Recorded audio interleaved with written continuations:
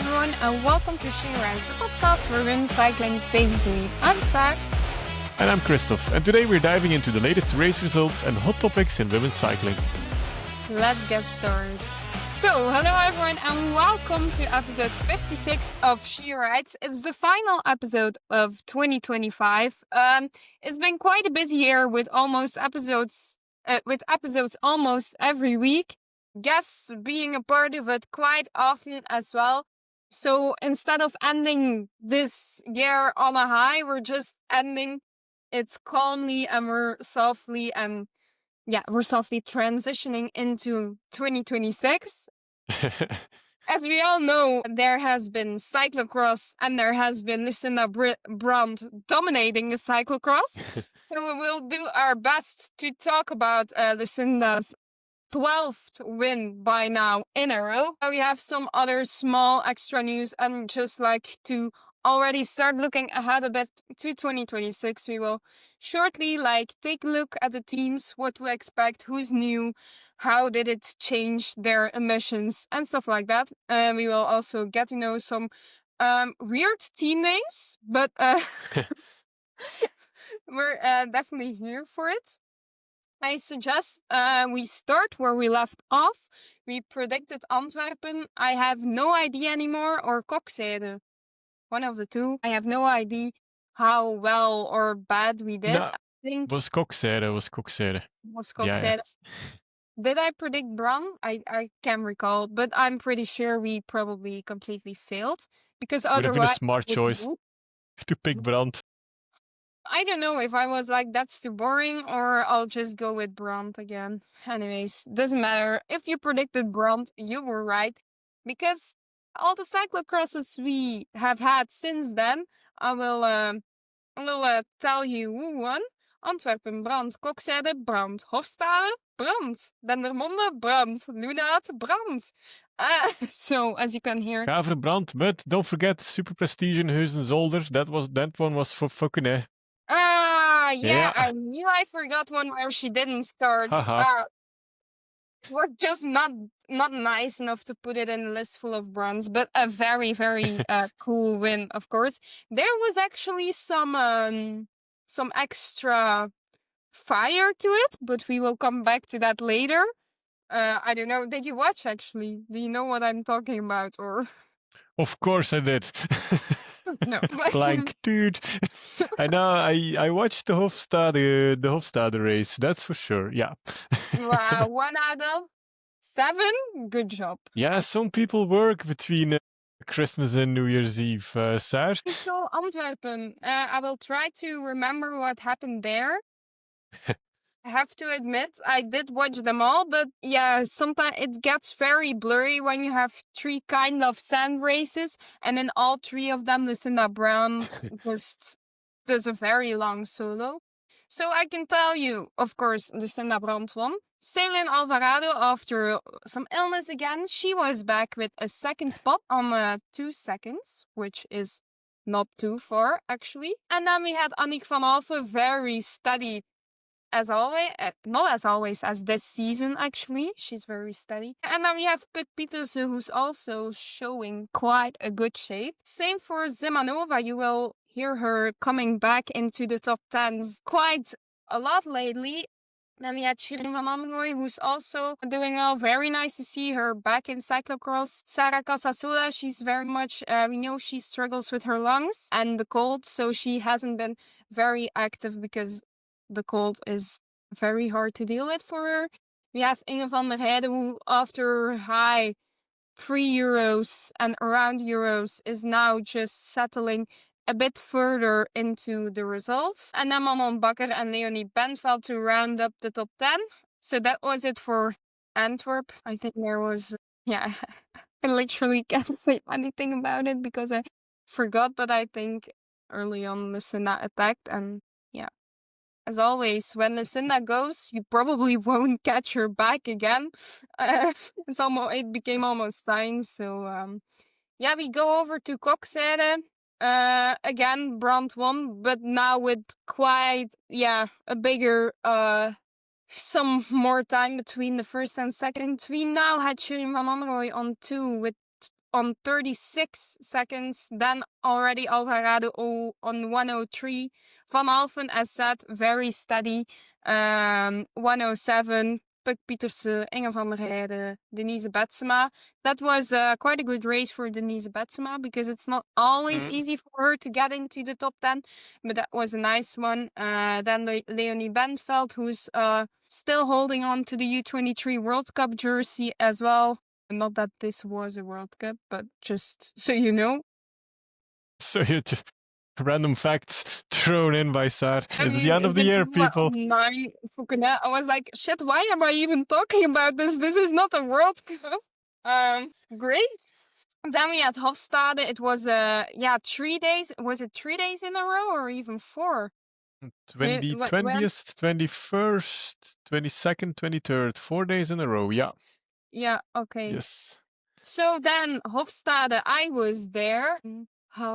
It was quite easy to get there.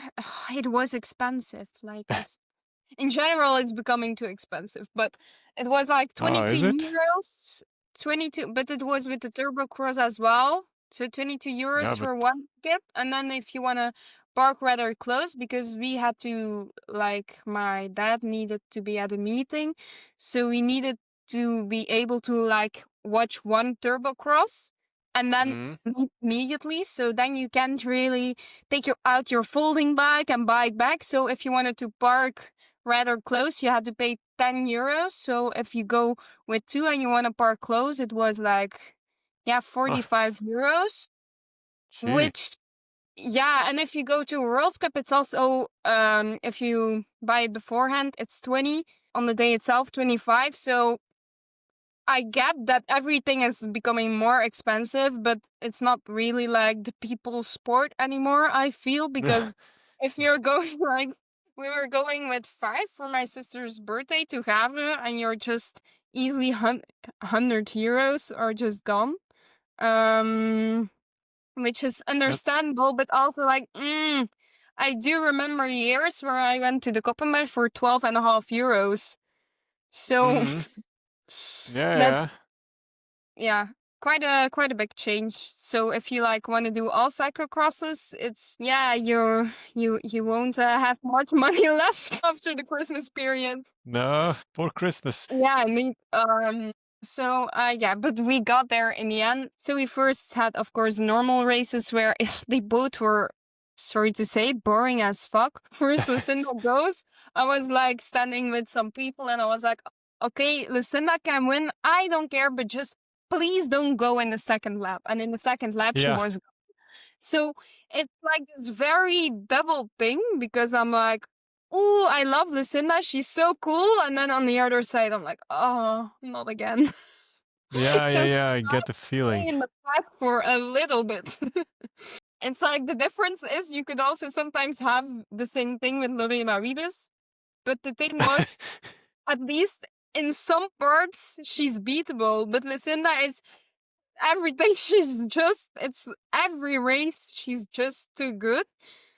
So we had again Shirin van Anrooy on 2, but we have to say like the participants list wasn't very packed. Manon Bakker on 3, and then something I think we all love to see, Lara Verdonschot. She's struggling so much with her health, but she still could pull up a nice 4th spot in Hofstade. Julie Brouwers on 5. I'll just like give them a shout out, all the riders. On 6, Burkier. I know that one. On 7, Vladikova on 8, Durafour on 9, and Langenberg on 10. So, you get what I mean when I say it wasn't a super stacked participants list. I was also like, I don't know what it is, but like 3 cyclocrosses I saw Lucinda Brand like catching up with double riders, lap riders, you know what I mean. And like every time they were moving a lot, so every time I'm like filming a slow-mo, Lucinda is like screaming crazy hard. You know that's what comes with being so good. You just will have to catch up with riders, and they won't always move. So that's she was bossy in that race, and I think the like at least the last ones before the finish, well, she won already, so she could have relaxed a little bit. But yeah, there was no place anyway to let her pass at that moment. So you saw like the fear in their eyes, like, no, Lucinda is there and she's shouting at us. But yeah, they just couldn't let her pass, I think, on that section of the course. It was kind of a funny view.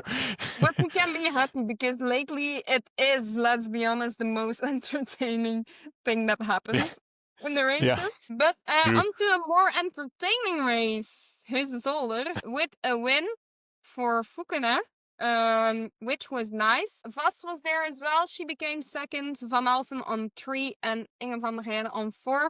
But let's say between the places 2 and 4 there was some like frustration and noticeable. Yeah, we can say Vos was not really working on like the road section, but like part of you needs to understand that being Vos, who hasn't been that successful yet in the cyclocross season, might not want to cooperate with a World Cup winner and the European champion. So maybe there's a reason why she wouldn't work. But anyways, maybe that one was a bit tricky. It's racing.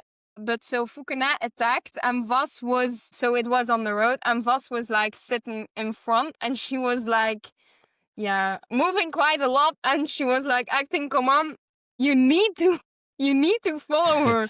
And then Inge van der Heijden, of course, was super frustrated because, and there were some words, and Inge van der Heijden was like, "What are you saying? You haven't even paced 1 second." And so there was some discussion. So yeah, that happened. Then they went like the Sporza reporter or Proximus, I think it was a Proximus one, went like into the mechanics, like the pits, and they asked like, "Oh, what's going on?" And then the DS as well was a bit like, "Yeah, that's not how racing works. You have to cooperate." So the first circle was there, and then there was a section they were going for second place, and for Van der Heijden and Van Alphen, it was quite important for like the general classification. So I don't know. I think Van Alphen was on the outside, Van der Heijden in the middle, or maybe it was the other way around. Not so sure. And like it was like, I would say like that was something like you would see Sanakan do. Like it was very nice. Like if you saw it on TV, it was like, oh, she played that well. So she really took the inner corner, and yeah, the one in the middle got a bit stuck. And like the one on the side also was a bit Yeah. like slowed down. So actually it was quite a nice thing to see because like in women's cyclocross, most of the time they like the differences are quite big. So it's not a lot. You see like these close battles. So it was really on the edge, everything like trying to get it out. And like, yeah, I think that was just the thing too much for both Van Alphen and Van der Heijden because they were like, why this again? And then like, so Vos won the sprint before Van Alphen, and like Van Alphen stopped sprinting. And like, yeah, she was like calling some stuff and she was quite frustrated. So, Yeah, it was but highly nonetheless, entertaining. We needed great that. win by Fukune. And nice, Vos gave us some extra. She entertained us some extra, which was it was like, oh, what happened? And like I was expecting some heavy interviews, but like after the race, they were all like, just a racing incident. So yeah, Luckily. yeah, unbelievable. I talked so much about one cyclocross, but hey, Yeah, look at me exactly. prolonging the podcast. You lost So if me. you missed that, you definitely missed something. Then nice, Norbert Ribeiro is quietly finding her better legs back again on 5, Fleur Moors on 6, Marie Schreiber, who's still struggling a bit after the injury and stuff, on 7. Yolanda Neff back in Belgium and doing quite well on 8. She didn't have her best start. Julie Brouwers on 9 and on Carrier on 10. She's also doing quite well and she's still quite young. So maybe if you're looking for a rider, just dropping it.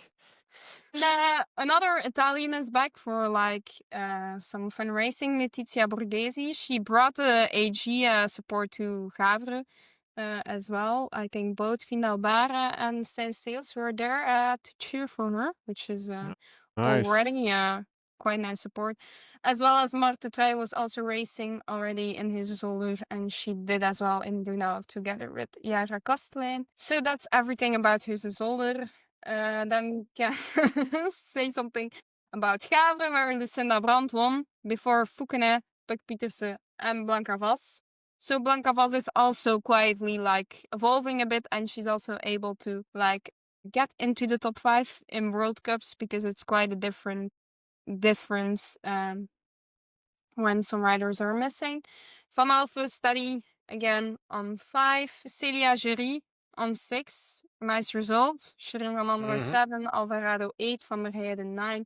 And Kladanova on 10. It was a very atypical Gavre, because for who doesn't live in Belgium, it's quite cold here. It's already Yeah. freezing for quite some days, so the parkour was rock hard. I was standing like with someone next to me, and it was like it's gonna like, but the sun was shining, so it felt maybe a bit different than it actually was. So it was like later on we will really have some mud here, because it's like 4 or 5 degrees, and I was like, no, it's not. It's -1. It's not gonna be a mud fest here. So yeah, that was very typical. Finally, a Gavre where you're not bored because the labs take so long. So that was something, but very typical. And then if you talk atypical, you just cannot ignore Dendermonde, which is like we saw some heroic images of like a Wout van Aert like fully covered in mud doing the post race interview and stuff like that. Yeah. Yeah, you weren't gonna see that this week.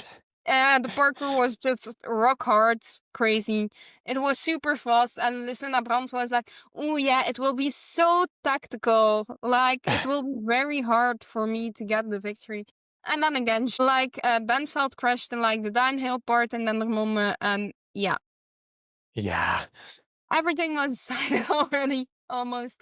But Pieterse got back, and she got closer for quite a while, but then she exploded, and then she got a bit closer again. And then Foukenet on 3, Alvarado, Norberry Brol, Bentveld, Van Alphen, Zimanova again, Bakker, and Jury. And then we finally arrived onto the most exciting cyclocross of the Christmas period so far, Lunat. We did have the same winner again, Lucinda Yeah. Brand. But like it was exciting to the last lap, which is like crazy these days. We should be so thankful. But Lucinda was again like it's gonna be tactical today. This time she was right. It was like a big pack with a lot of riders like not to forget, in the cross before, Zoe Bakstedt was back. And it didn't go all too well. 27th place. She had like pain in the back and stuff like that. But today she was back with a 4th place, by the way. So like in the group were Zimanova, Bakker, Bakstedt, Norberry Brol, Worst, Larissa Harto, Brouwers, Schreiber. They were like there were some more as well, but they were like the longest in the front together. So it was quite exciting to see. But then in the last lap, like Brand was just she's still the strongest. So when she accelerates, not many can follow. Zimanova was the last one to follow, which I was Yeah. very impressed actually. Strong.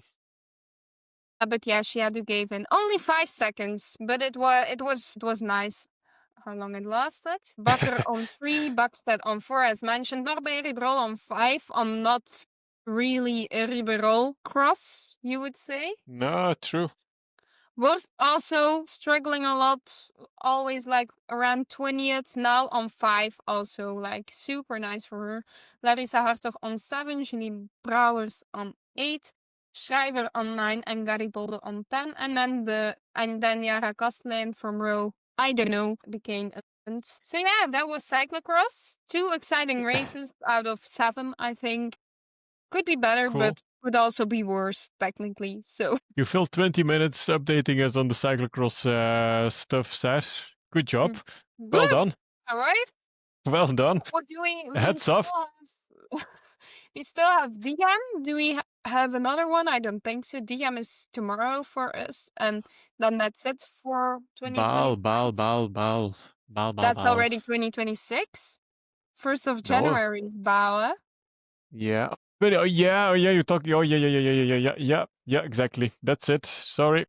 Well, we do have some, like, as we mentioned, Fukune has a contract. Finally, she Yeah, was yeah, one of the Arkea riders, and she was going so strong. She has signed with Paul Sauzen. It's not quite clear that because she wants to go on the road. I, of course, like, I was watching, so I also have to tell you, I I fell into the trap. No, not really a trap, but I gave in and I got myself like a 1 month subscription to Proximus to see all the races. I'm so sorry, but I was just sick of all the shit. I'm missing half. So there are people who pay just for cyclocross. Okay. Yeah, crazy, right? Yeah, yeah, I But I think have to so. say, oh my god, it was so relaxing watching their coverage. We all know why I'm saying this, and it was quite a big difference. I was really enjoying it instead of throwing or wanting to throw stuff at my TV. So it was nice. But there was like, Yeah. they have like a 5 minutes coverage break, so I put it on Sporza for a second. And then they were saying something about AG insurance, and I couldn't hear that. So I think what I understood is that there is a chance she might race for AG in the summer, but like the same they do with Leonie Bentveld, but I didn't hear that correctly. So that's just to see. I think technically AG should have a spot for her, so that shouldn't be the problem. So I think if Mm. she's like performing like this, I wouldn't say why they wouldn't take her in the team. So Mm. good, she finally found a team. I hope for Helene Clausel as well that she finds a Yeah. team at least for cyclocross, because the black jersey is just a bit sad. Yeah, Um, it is. It is. Totally. what can I? Now we have some guest news. Imagine there's something else happening than cyclocross. Yeah. Uh, we have a new Belgian champion, actually, Lotte Klaas, in the beach race. The pressure was on because she was the only elite women racing. There were like some elite too, with Jesse van den Bulke, Joyce van der Beek, who's quite a good beach racer.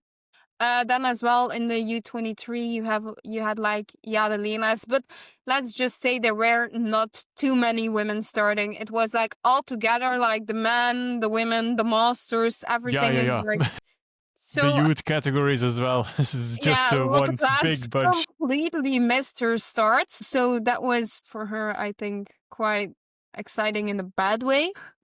But she catched up and she won before Joyce van der Beek and Jadelinas. So nice Belgian champions jersey. She has quite some medals actually on Belgian championships, only just this year. Bronze at the time trial, a Belgian time trial. Then she has a silver. Was it silver? I think so, at the gravel championships. And now she has a gold one here. Did I miss something? I don't think so, but don't kill me if I did. No, it's three. It's three. It's three. Okay, cool. Yeah, you're right. And then I'm always a bit afraid if I'm like doing lists out of my head. I'm like, please don't I, forget s- something important. I saw it appearing. It's you I saw it appearing today on the social. So you're right, Mm, Sarah. cool. Perfect. Then we also had Julie van der Molen competing at the Dutch Nationals. Sadly, we just mentioned her actually. There was some heavy competition from Lorena Wiebes. She brought her teammate Lisa van Belle as well. So Yeah. quite a stacked Dutch nationals. Surprisingly, I think Lorena won everything or close to everything she started. I think she only just didn't win. Or there was something that Lisa van Belle won. Maybe the points race or something. I'm not too sure. But yeah, I think so. And that one, and Lorena was participating, but she didn't win it. So that's new. Ladies and But gentlemen, we Julie need get second to time. desperately need road racing back for Sarah. She's even like going deep dive into the track nationals of the Netherlands. Yeah, I wish they had coverage, but no, I just followed it on Instagram and I was like trying to cheer for Julie from a distance. But the moment I saw that Lorena decided to participate in every event, I was like, come on, guys, this is not fair. Can we just like make separate categories or something? like the Lorena Venus category, and then Yeah. everyone else who just tries their best. No, she's also trying their best, and she's also working very hard to be this good. So nothing against her, but just why are you also winning an off season? This is not what we agreed to. Yeah, she's acting like the Grinch. The Grinch of cycling. But yeah, even in the off season during the holidays when everyone is eating yummy stuff, Lorena Wiebe still is the strongest. But why I was actually following those nationals was because Julie van der Molen got second 2 times in the Madison together with Nienke Veenhoven, so just behind Lorena Wiebes and Lisa van Bellen, and in the Omnium after Lorena Wiebes, which are two very strong performances, I think. And now I'm serious. That's very impressive that she can do that right now already. So, yay! Yeah, It yeah, was for worth sure. it trying to follow it. I like seeing the picture. Like, there's this one guy who always like takes a picture and then he posts it just with the tags. And I'm like, okay, so she became second. At what? Always quite a challenge, but we found that and quite impressive. So that was it for all the other things I can tell you about. Okay, nice. See, if you Done. start looking for it, there's actually a lot going on. Yeah, that's for sure. We could take a deep dive in some obscure countries' track cycling nationals as well, but yeah, let's not go I'm there. sure if someone gives Let's me the put it that. coverage results, I'm ready for it. Let's put it that way. Saar needs road cycling desperately. Yeah, almost toward Hannover. Almost. We're so close. If you of all people start to get deep diving into track cycling, then something is very off. No, I love track cycling. When Lotte is not participating in a race, let's put it that way. No, I love it, but sometimes if you like see like at least I know the Dutch national championships really try because I went to the Euros in Apeldoorn a Mm. couple of years ago. And like already in November I started getting emails like go to Apeldoorn as a break from all the holiday food and stuff like that. So they are doing it well, but sometimes I can get really frustrated at the way how Belgian cycling handles things concerning all their track meetings they are organizing. It's quite hard to find stuff. For example, you go to so it was the first part of the track championships for the elites, and then you go, and then just 1 hour before you arrive, it's still 6, and you arrive, and then it's till 9. So all that weird shit. So then sometimes I'm like, you know what, fuck off. But no, I really love track cycling. I just like love the complexity about it. Okay, I will say Lotte Kopecky participating is something that makes it even more interesting. But it's very nice to watch. Actually, I wasn't for the moment I didn't even mention Lotte Kopecky yet, and you yourself ruined the Because the streak. Are viewers and the you? listeners were worried already. Like you cannot go out of 2025 without mentioning Lotte Kopecky, Saar. Come on. Yeah, but I I was was like, keeping it hey. for my 2026 wishes. It was still coming, but Okay. now Sorry then. we I are was again talking about Lotte Kopecky without me starting a conversation. How crazy! not all is lost for me. So we can just like go to the World Tour teams first, and we can go to another team. For now, we will just like let Lotte Kopecky's name rest a bit, but we will go to another team. There is quite some bias for in the podcast. Who else than AG Insurance? Yeah. There Who has would have not guessed? changed much about their team actually. Borghese is added to their roster. And that's it. No new riders. They are with 17, but of course they still have like it's still crazy to be like, yeah, they are not too long in cycling and they don't have the biggest budget. But if you just see their lineup, it's like Lecour, Borghese, not to forget, second at Roubaix this year. They have Lauren Schepper for the future. Great. Sherry Bosset, give her some time to really get into her flow, and she will also do amazing things. Justine Jacquire, we saw what she can do, both for herself and for the others in her team. Sarah Gigante, I heard the episode before was like a love letter to Sarah, so I won't start listing all her qualities again. But we know how great she is. Maar de Goossens, her time trial is also something to keep an eye on. It's on Belgian level, it's quite good already, but I'm pretty sure you can see that evaluating in the following years as well. They have Manly. I don't know, for one reason, I forget her sometimes, but she can also do some quite nice results. I don't know, she will probably race in Tour Down Under, but that's always one to keep an eye for. Maybe also Mhm. even for the Aussie Nets.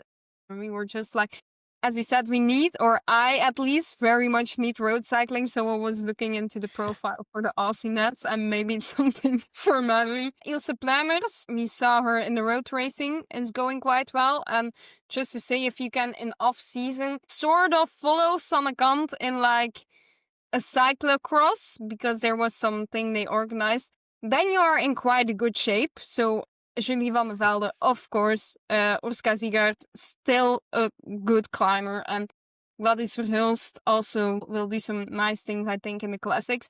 So basically, every rider in their team, there's Moolman, of course, not to forget. Basically, every rider in their team, you can say like, I am excited to see what they will do with another step, if you Mhm. get what I'm saying.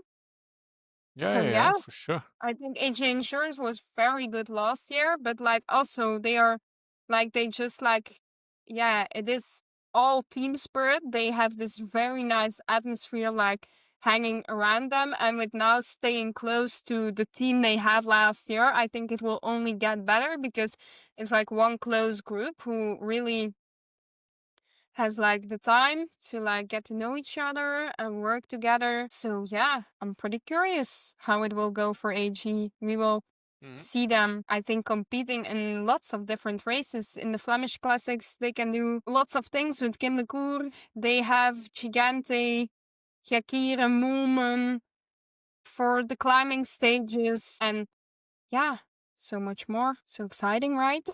Yeah.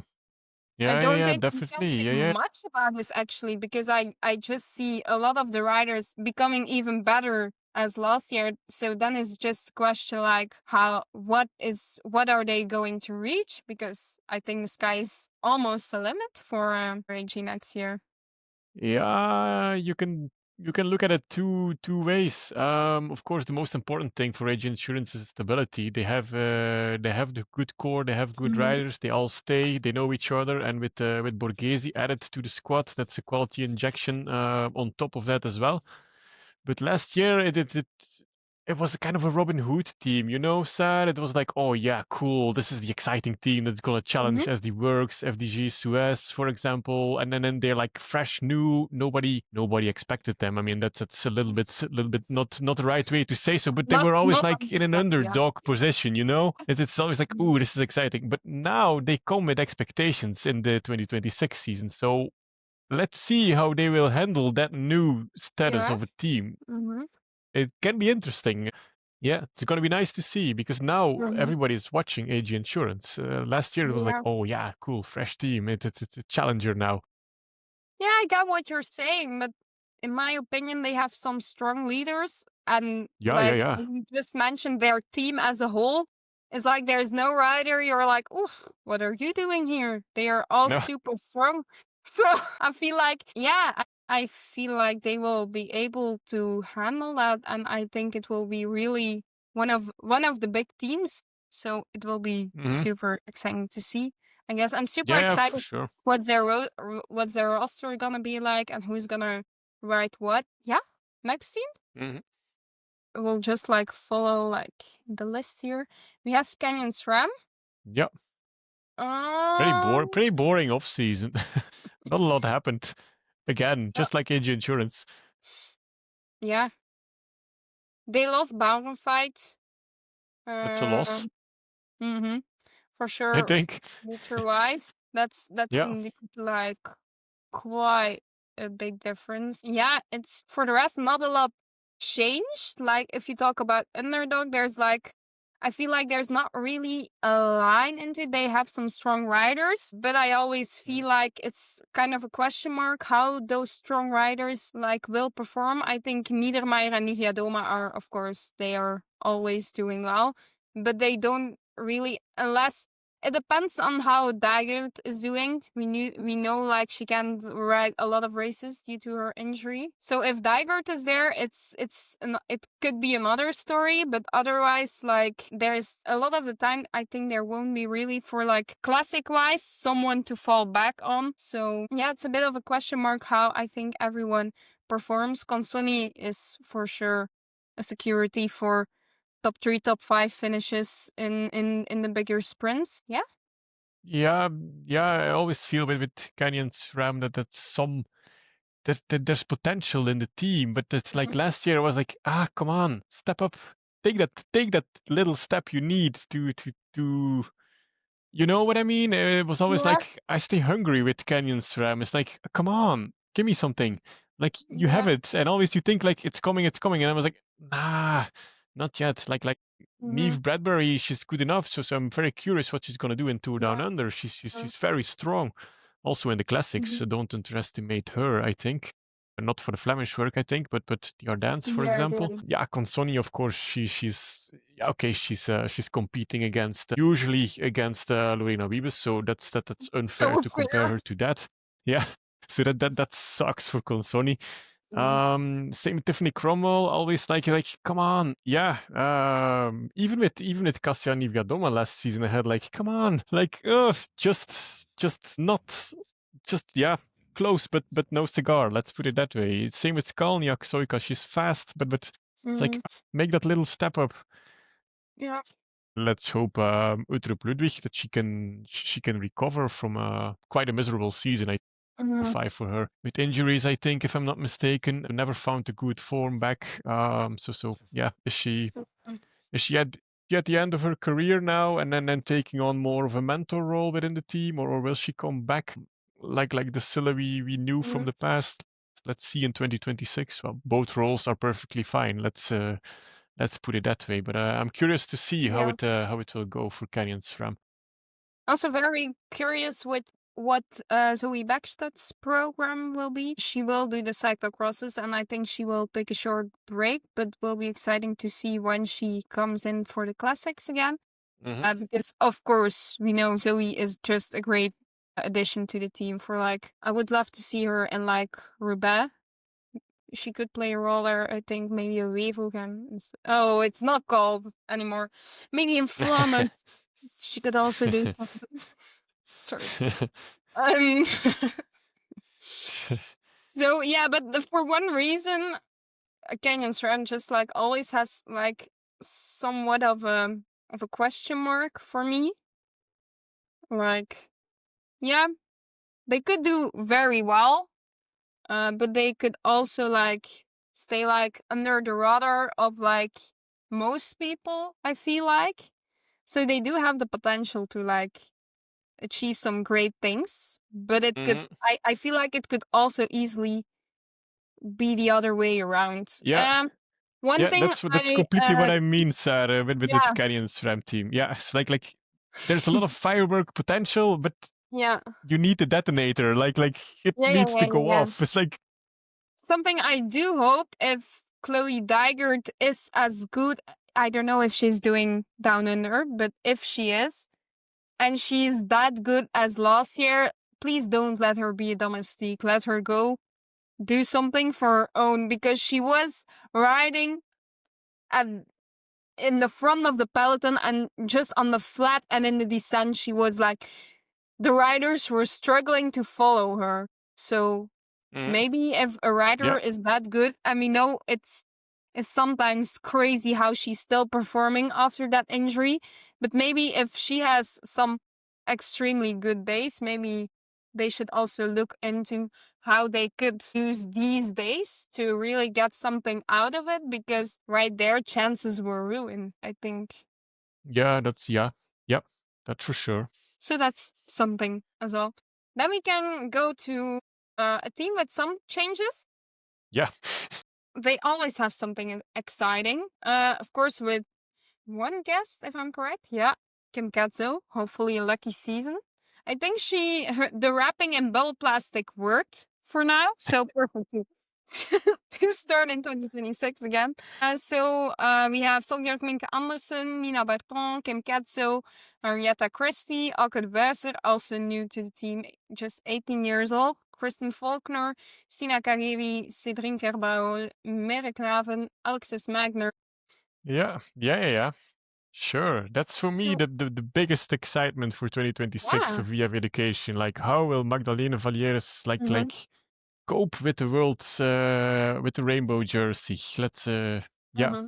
It can be a start of a great career, or she can fold under pressure. I have no idea how mentally strong she is, but yeah, I think you're about to find out because yeah, Yeah, riding in that jersey is a bullseye on your back, so you yeah, cannot hide in the peloton with that yeah. type of jersey. Even Lotte Kopecky says, like, it's sad I'm not a world champion anymore, but it's good I'm not.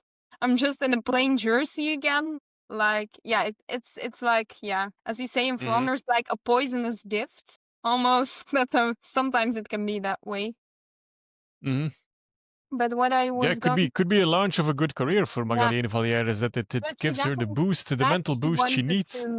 to go for herself sometimes as well, still do some domestic work, but not only that. So I think it could be a nice boost for her because I think we all saw she's quite a good rider. We saw for sure at Worlds, but in other races also a little bit more under the radar. She's a very strong and capable rider, so maybe it can just be that boost of confidence she needed to like go believe in herself and do great things. So will be nice. Hmm. Yeah, Yeah. they do have some like I would say like some more out of the box transfers with like the young Alke de Buizer, Aquavi. Oh my god, I know how you pronounce it, but the fact that I'm seeing her name doesn't help. Kuba O'Brien, Alexandra Volstad, like they are some names, but they are like not really like yeah. They like if you scroll to the results, you'll know them. But Mm. Kagebi, if you've listened to the podcast, you know her as well. But Who's it's not that? like they came on the surface yet. So it will be Mm. exciting.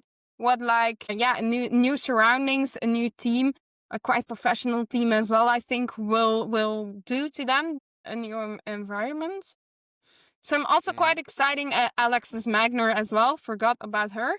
So I think it will be quite exciting to see what a new environment does with them, and I'm really excited to see how they can grow this year and the coming years. Actually, I think I'm a little bit afraid that for Auke de Buizer, this is too soon, too big of a step. I think she yeah, needed a structure with a Devo team. I think at her age, she's not there yet. So I hope she doesn't get swallowed into the peloton and into like racing just because she has to race or complete a team or anything. It's like that's.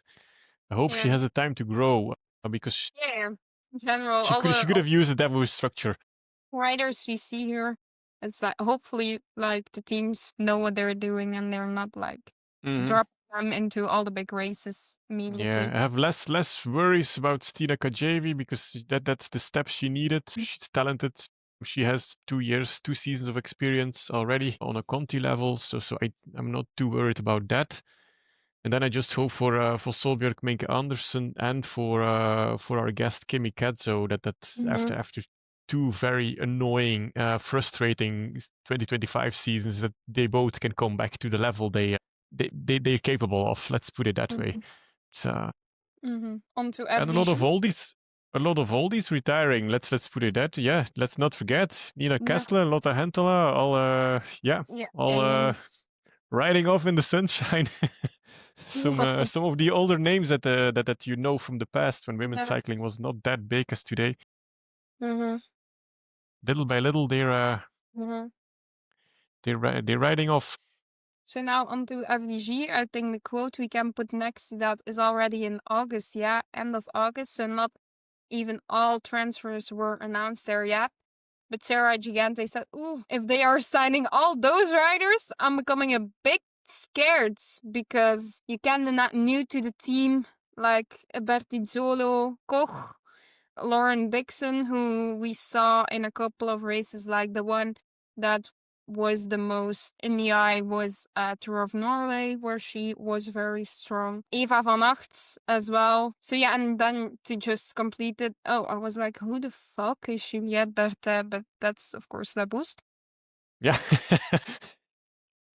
Uh, so Bertizzolo, Chabet, Curnier, Dixon, Giry, Guazzini, Koch, Kraak, Lenet, Muziek, Raillet, Van Acht, Vollering, of course, not to forget. How do you say it? Is it Viel? Yeah, I think you gotta say Viel, that. apparently. Yeah, I think so. When you listen to the FDG YouTube cast, I think it's Chad Yeah. Viel.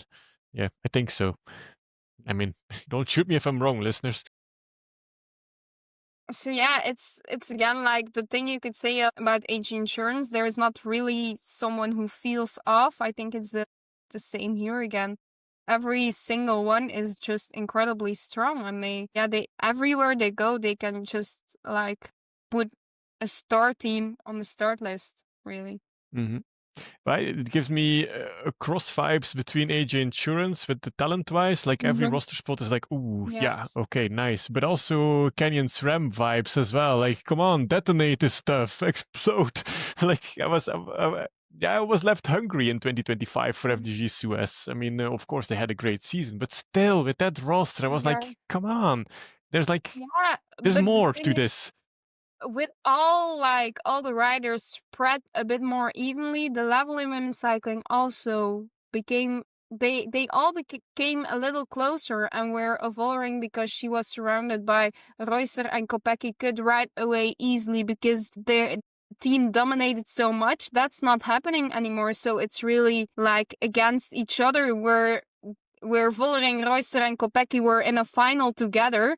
Now Mm, they were all from separate teams, and I think that's also the thing. What's happening here on paper, you're like, but the years before they dominated it so easily, but now like the big talents are spread more evenly in the peloton, and I think that's also quite a change for example, Vollering, who I think is yeah, very yeah, happy, of course, in FDG.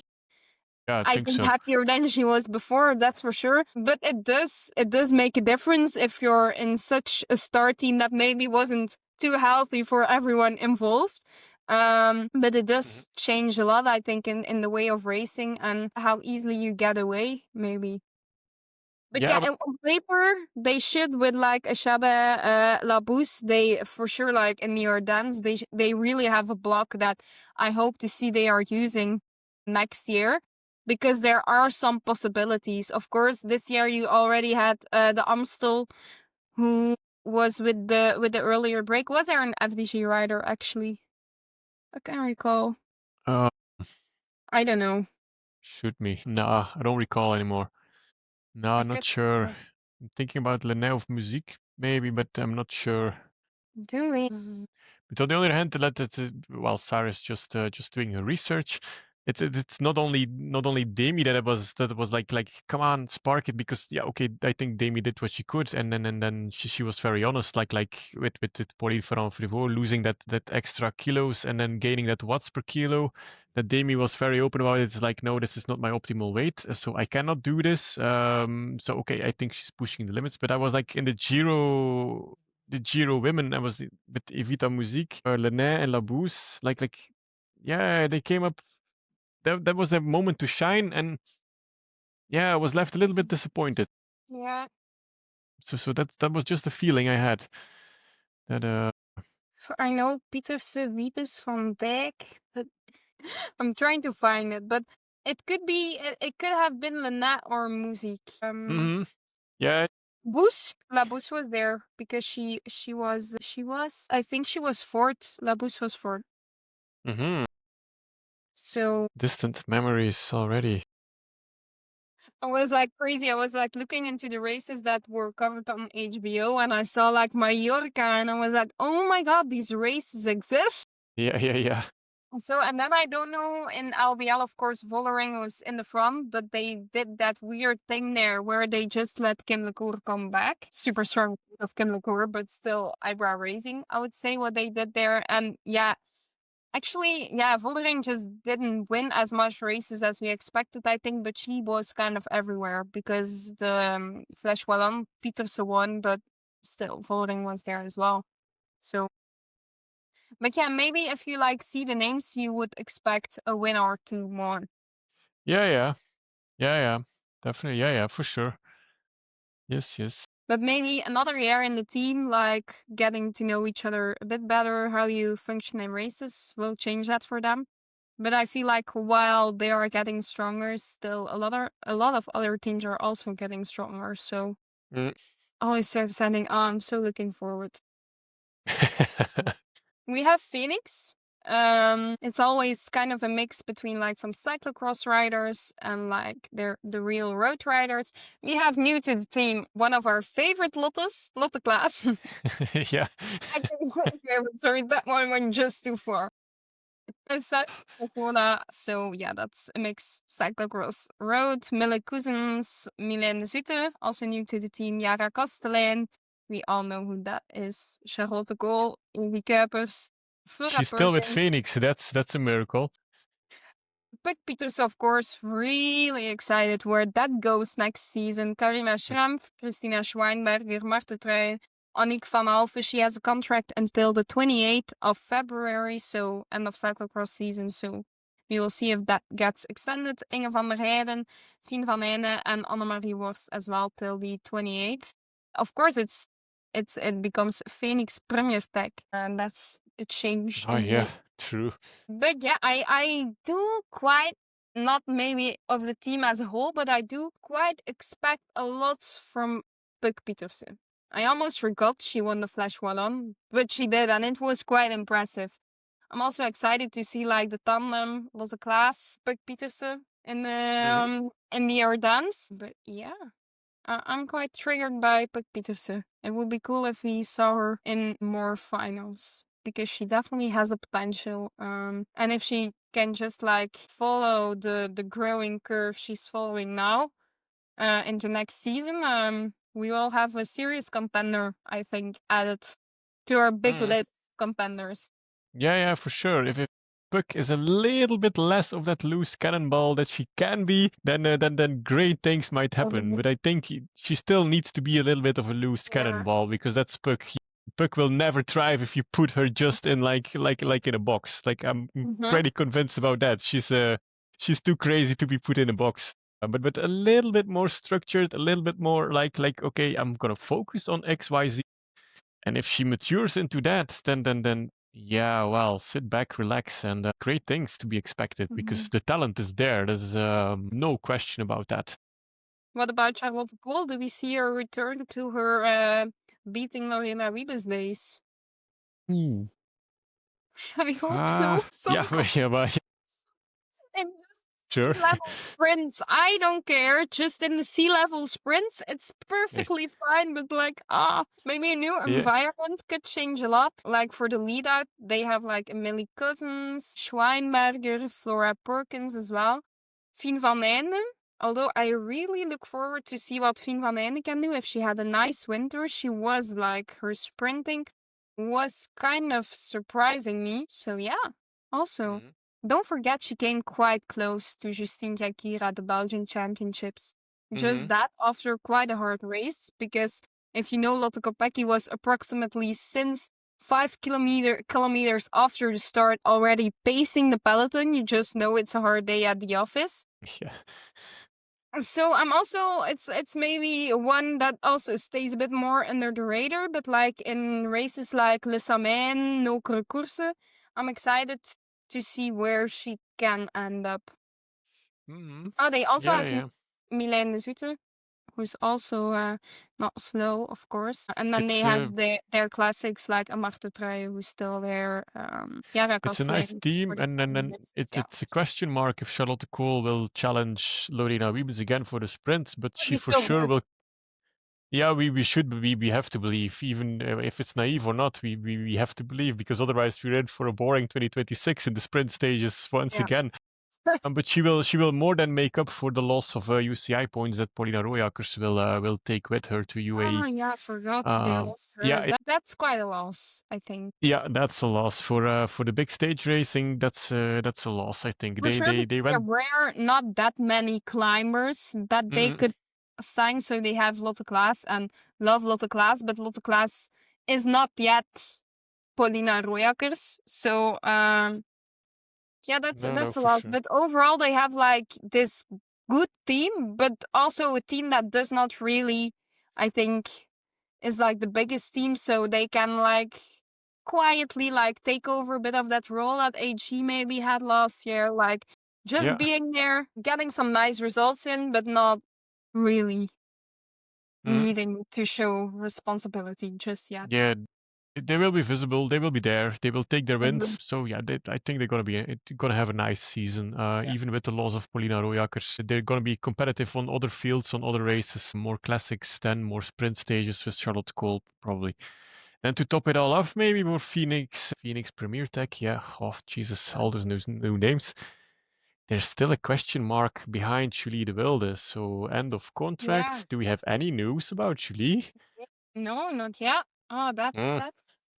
I thought she was going to Lotto, to be honest. Lotto no. should have space. They have only 14 riders. Come on, guys. Yeah. Last year you had more. Yeah. Anyone feeling some frustration? I don't know. Yeah, it hasn't been super easy for her the last seasons, but she should get a team. I have no idea what's happening, where she's going. She's also not doing some cyclocrosses this year. So No. yeah, big question mark. Yeah. Oh, that's not Yeah. nice. Sorry. 29th, you know? Yeah, I saw that question Until mark. 3 days. In 3 days, yeah, that was correct. Yeah. New season starts in what, Thursday Oh, shit. officially. Yep. Anyone? We are doing a call up. Anyone who has some news about Julie de Wilde, message us. We want to know. Mhm. And if there's no news, we also want to know, actually. Yeah, because I have no idea. Does Julie herself want to continue the career? I mean, it's completely radio silent. Like no transfer rumors, but also no rumors from Julie herself. So yep, that's why I said like there's still a question mark, and we're the 29th of December when we're recording. So Oh, yeah. Well, yeah, that's not nice. ending Ugh. Phoenix Premier Tech on a sad note. I'm sorry, Saar. Yeah, I don't know. I can't find anything. That sucks. Hopefully, if she wants to, everything goes well and she can just be back at the Flemish Classics. And let's not forget, okay, it was not great. The big hype sometimes Belgian media made about her when she was wearing the white at the Tour de France Femme. Okay, but she still won a race. And yeah, you have to win a race. Like, not everyone in the peloton can say, I won a race again those riders, and it's quite a big race. So if she wants to continue, there should be a team that picks her up because come on. Yeah, question mark because but that's why I'm asking if is it Julie's decision or is it Mhm. just not finding a team? Because I think it was mentally very heavy the 2025 season for Julie de Yeah. Wilde as well because it comes with a lot of expectations from like you said Belgian media and then yeah, let's be honest, she did not fulfill the expectations Mhm. like everyone had. She didn't make this step up like everybody expected, and I think that's mentally for her been a terrible Mhm. season as well. So So just let's another side just note, be careful with hyping up those young Belgians. They yeah don't need we accidentally maybe have some young Belgians entering World Tour, Pro Tour, Conti level. It's okay. We don't need to yeah. I just just hope all she's mentally in good spirits. Julie, that's all I hope because I think it was a tough season on her.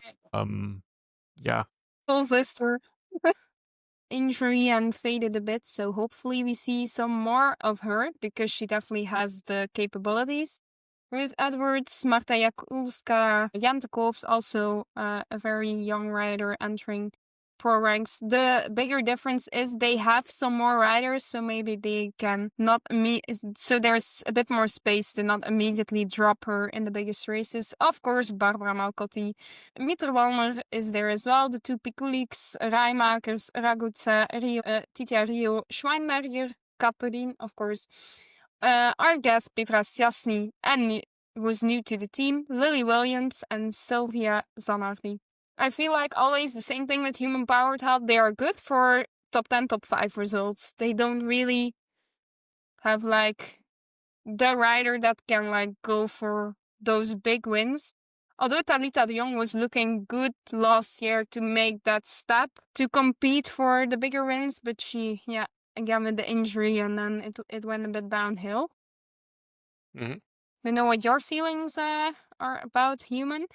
Yeah, like you said, like it's like a perfect B team of an A team. You know what I mean? I mean, no Yeah, disrespect, but it's all like names that are talented, but like from the second row. It's like yeah, just.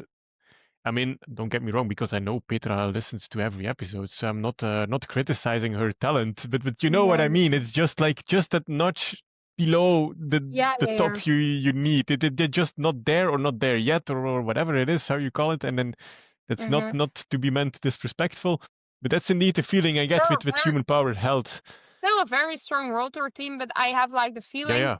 like a list of riders, but they are just missing one or two riders who really are like that top level. But we all know Mhm. not every team can have a Kim McClure or a Lotte Kopecky or Yeah, a yeah, Demi sure, yeah. Vollering. Not everyone can have. And it also depends on what human wants out of this, because they still are just a very consistent team that I think, for as far as I know, are paying their riders well, and there's not too much drama about it. So they're very consistent, and also in their results are the biggest wins they can take. No, not really. But you will almost always see one or two riders in the top 10 of the biggest Mhm. races. And most of the time you're, oh, you're here? Well, that's a good performance. And you didn't really see it coming. So yeah, maybe it would be nice to see some writers take stop thinking about the Magicals lister after again an injury year. Some nice Mhm. sprint opportunities. Talita de Jong, as mentioned, she showed she has the potential to be a big competitor for the bigger races. Hopefully, without injuries, she can show that again. Barbara Malcotti, not to be underestimated. She has shown some very nice results in the Giro this year. Petra Stosny can ride the mountain quite well. We need to work a bit on the flat and the descents, but that's okay. But if she gets to that mountain, she will most definitely do some great things. So they all have some, like a Katrin Schweinberg, just she's fast. So they have like also Daria Pikulik. They have quite some fast riders. They have quite some good climbers, but for now there's just not yet someone who really pops out and who you feel like, okay, she's gonna win something big for the team. But you know, there are always revelations, and every year we're like, oh my god, where are you coming from? So maybe this year it will be a human powered hell rider. Yeah, it's the team Trying makes to me think. hype up. Come on. Yeah, the team makes me think of like the boring German steadiness and quality. It's like they're always there, it functions, they're always in the top 10. Yeah, but you're always like, yeah, right, human powered health. Yeah. But to be honest, I don't think the team really cares about a glamorous image or signing a big star to get relevant from one day to the other, because the structure Yeah. is in place. They have a very healthy structure. They have a very healthy organization. They really know what they're doing. They're growing at their own pace, Mm-hmm. which might for us look a little bit like, okay, that's the boring German efficiency model you could think about.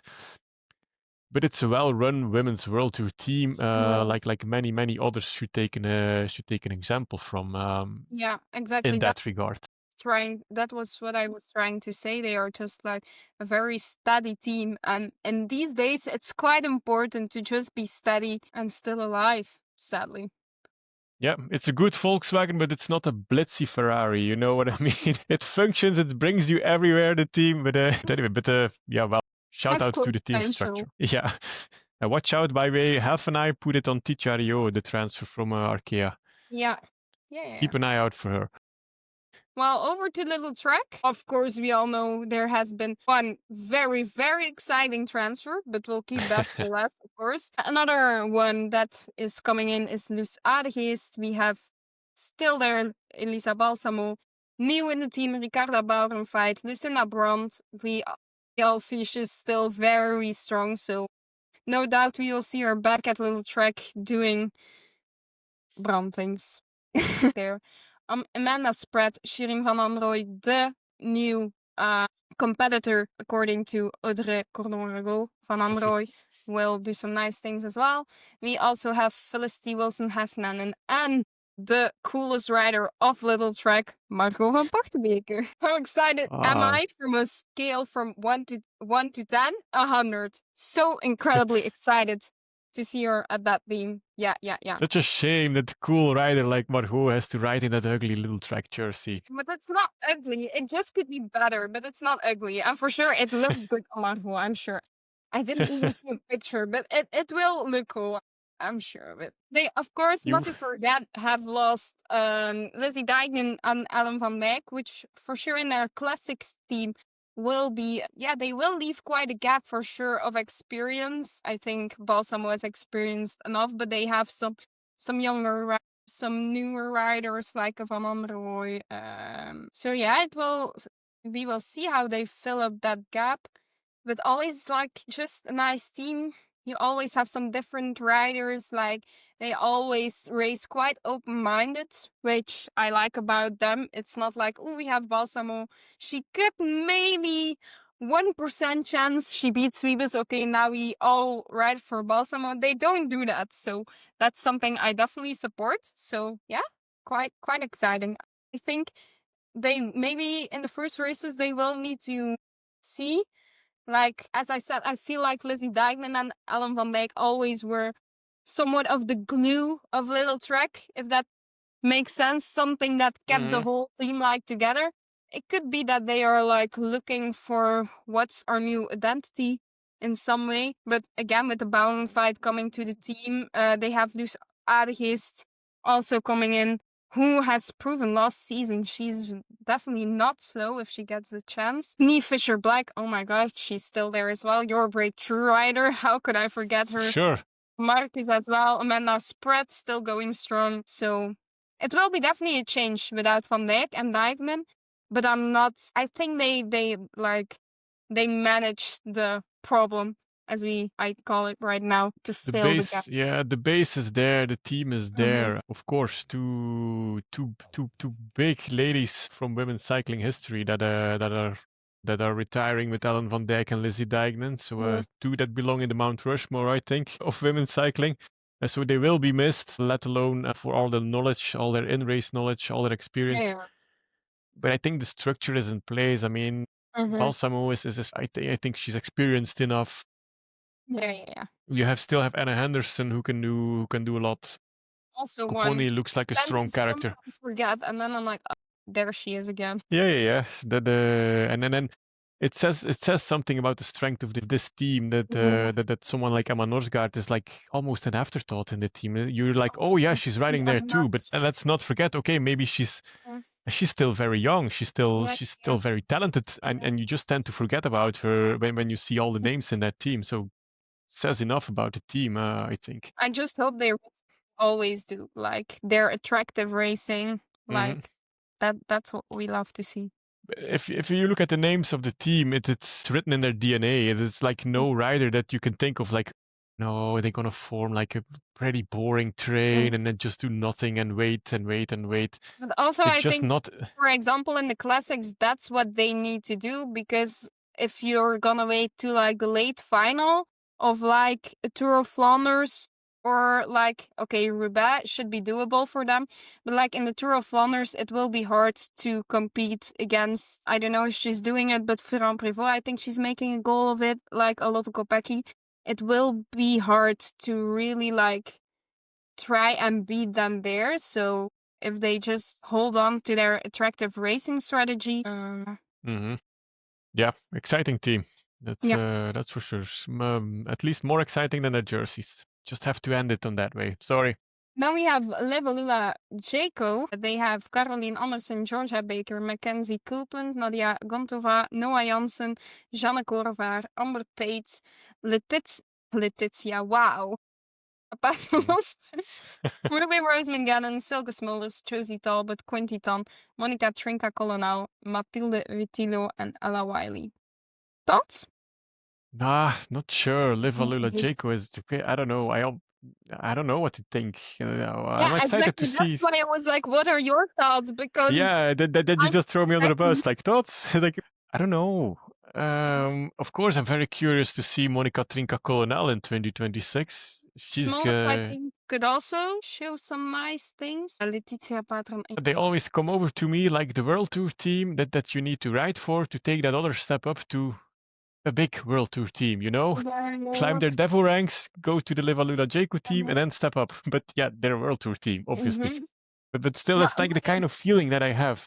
It's quite exciting. Sarah Gigante approved, said, watch out. So we will. Caroline Anderson, not to forget, in the end of the season, she was riding some off the radar, quite some interesting results. Mm-hmm. But yeah, I'm like, I think Caroline Anderson is a good one to keep in mind if you're like making like this fantasy team for some races. I think if you look for a cheap rider or something, she could maybe like do some nice results. And then of course, like for the mountains, they have Trinca Colonel, and then for the things in between, they have Smulders and Rosamund Gannon and Paternoster are also good riders. But it's kind of the questions how winning will be hard here, I think, as well. Maybe that's very wrong to say, but I'm more excited about their Devil team than about their elite team. Because they're obviously very good in bringing young talent. So like for example, Erin Bootman we had on the show. Like I'm very curious what she will how she will be racing on her first year with the elites. Talia Appleton as well. They also run. But they will mix a bit, like right? Like in the they have to. They're if you see the roster is also Jaco roster. Small. Yeah. So yeah, this may be wrong what I say, but I'm more excited about the demo team than about the roster of Livalula Jaco. So yeah, it's a bit like if you think, what are my thoughts? It gives a bit blank or something like that. Yeah, it's same like the name of Monica Trinco-Colonel as well. It's something you just like Livalula Jaco is not top of mind, and then all of a sudden she's there. It's like, oh yeah, exactly. She rides for Livalula Jaco. Yeah. Who thought we would have said that? Like last year, I was like, oh my god, no, Mavi, we're not gonna have a season again where you're like attacking and becoming 7th. But what a season she had! A tour stage, podium at Worlds. Like, I think that's because I was reading like the roster just now, and I was like, something's missing. What is it? And then it popped into mind. Oh right, they lost her. So I think that's something they will feel because, okay, Mavi, we sometimes were like, no, not this tactic again, but she was strong enough to still be with the final 10 or something and still try that. So that's something in like the finals I think they will definitely miss. They definitely have Trinca Colonel, but still, yeah. Yeah. See, as long as you keep believing in yourself, great things will happen eventually. that was really the case for her because you always felt sorry when she went off, and it was like, oh no, not again. Oh, this is such a big effort. And then like next to the I was standing at the finish, and I was like, no, Mavi, what are you doing? Not again. And I was like, oh my god, this is crazy. Yeah. Well, we will go over to a Spanish team to stay in the theme. We have Francesca Barale, we have Barrio. Oh, I didn't even say which team, but Movistar, of course. Ruiz Perez and Lucia Ruiz Perez, Arlene Sierra and Claire Steels. Yeah, I forgot Karis Lloyd is still this young. Yeah. We always talk about Imogen Wolf and Kat, of course, but don't she forget Karis Lloyd. It seems like she's already so long in the peloton for some reason. I was like, oh, shit, you're still this young. Yeah. I think the Movistar women's team it really excites me. The mix of experience and then young, really, really big talent they have. Unless compared to the men's team, their men's team is always like completely like blah. What did you do? It's like you're always looking at the names like, okay, you're gonna go top 5 again in the Grand Tours, and that's about it. And then you probably might podium in the Vuelta, but that's like the men's team usually of Movistars. Never excites me. But the women's team, yeah, it's really great mix. Yeah. Like how you have exciting to see Reusser, Lippert, Ferguson. Oh, that excites me. It's like yeah. Yeah, Cool. and then don't forget like the experience like someone like Arlene Sierra and Claire Steels Right. bring with them as well. Yeah. Liana Lippert as well. So it's yeah, a great, yeah, an exciting team. And then you have all those talents they have. Like I'm really curious to see Paula Ostis how she will evolve to the World Tour level. She has plenty of talent, that's for sure. Let's not forget about the help that Orbianique can deliver to Yeah. this team with all her experience. And then you have, of course, Kat Ferguson, Karis Lloyd. I mean, yeah.